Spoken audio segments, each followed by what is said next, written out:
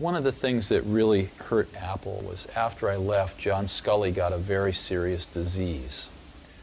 And that disease, I've seen other people get it too. It's the disease of thinking that a really great idea is 90% of the work. And that if you just tell all these other people, here's this great idea, then of course they can go off and make it happen. And the problem with that is that there's just a tremendous amount of craftsmanship in between a great idea and a great product.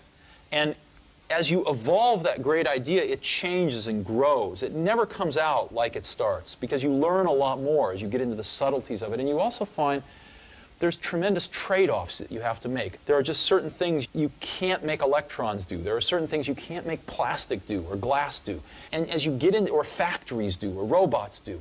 And as you get into all these things, designing a product is keeping 5,000 things in your brain, these concepts, and fitting them all together in continuing to push to fit them together in new and different ways to get what you want.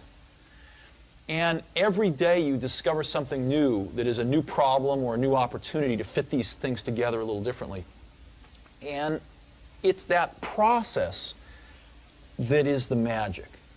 And so we had a lot of great ideas when we started, but what I've always felt that a team of people doing something they really believe in is like when I was a young kid, there was a widowed man that lived up the street.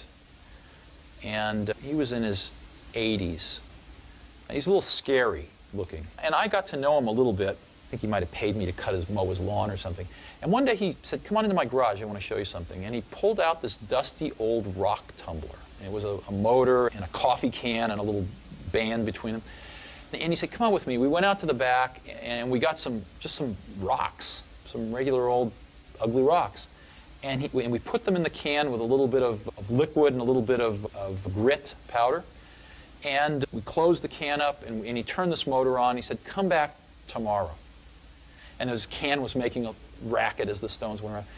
And I came back the next day, and we opened the can, and we took out these amazingly beautiful polished rocks.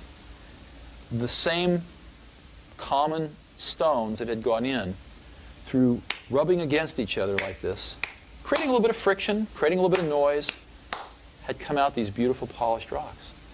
And that's always been, in my mind, my metaphor for a team working really hard on something they're passionate about, is that it's through the team, through that group of incredibly talented people, bumping up against each other, having arguments, having fights sometimes, making some noise, and working together, they polish each other. And they polish the ideas, and what comes out are these really beautiful stones.